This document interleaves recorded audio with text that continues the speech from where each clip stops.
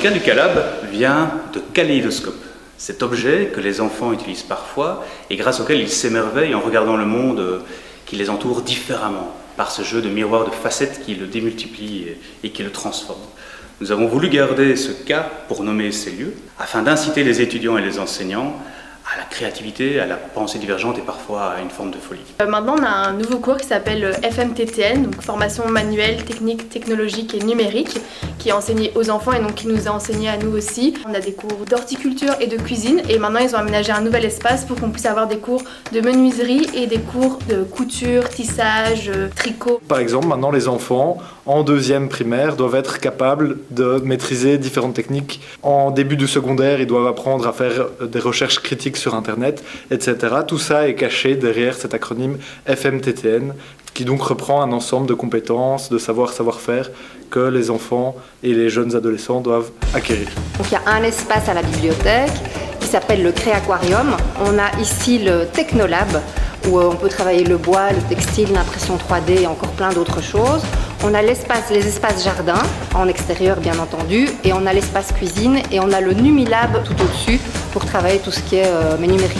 Et voilà, on les accompagne et on essaye de faire en sorte qu'à travers ces projets, ils développent de nouvelles techniques, de nouveaux gestes techniques, mais aussi une pensée réflexive sur les choix qu'ils font pour développer ces projets. Donc un élément central dans les leçons FMTTN, ça va être de permettre aux étudiants de prendre confiance dans différentes techniques. Par exemple, les techniques du bois. Quand ils commencent à travailler le bois avec nous, ils découvrent la scie sauteuse, la perceuse, la visseuse, etc.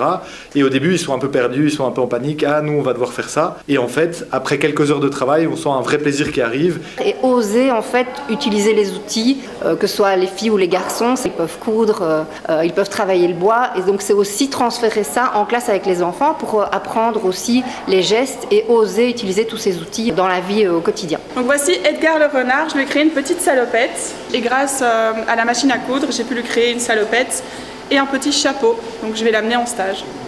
Donc l'idée c'est de former des citoyens autonomes afin qu'ils puissent réaliser des gestes au quotidien. Donc par exemple coudre une tirette si elle est cassée plutôt que de jeter le vêtement. Ça peut être aussi créer son propre compost pour amender son sol et le préparer. Créer un système d'irrigation, un savon qui soit bon pour la peau et pour l'environnement. Un des objectifs que l'on travaille ici à travers les cours de FMTTN, c'est le lien que l'on peut faire avec les STEAM. STEAM qui sont un des grands objectifs européens qui visent à faire découvrir les métiers scientifiques et techniques aux plus jeunes pour pouvoir transférer cette passion dans leur classe lorsqu'ils donneront cours plus tard. Pour répondre à ce défi et de cette nouvelle formation, eh bien, la Haute École a investi massivement dans des nouveaux locaux, comme ici il y a un local cuisine et il y a le local Technolab qui a été vraiment développé dans l'optique de pouvoir proposer les meilleurs outils à nos étudiants.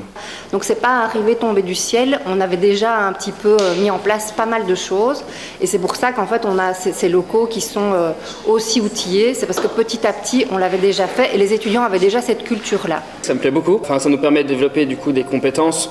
La couture, moi j'en avais jamais fait avant de venir ici, donc j'ai appris des choses que je pourrais potentiellement expliquer aux enfants. Ouais. Je crois que c'est important de savoir travailler un petit peu la terre et que si on ne l'apprend pas à l'école, il y en a certains qui ne l'apprennent pas à la maison.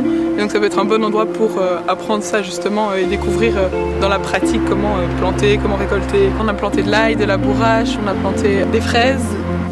C'est intéressant de comprendre comment est-ce que la nature fonctionne avec le monde, comment est-ce que la relation est faite et comment est-ce que nous on peut en profiter et en prendre soin.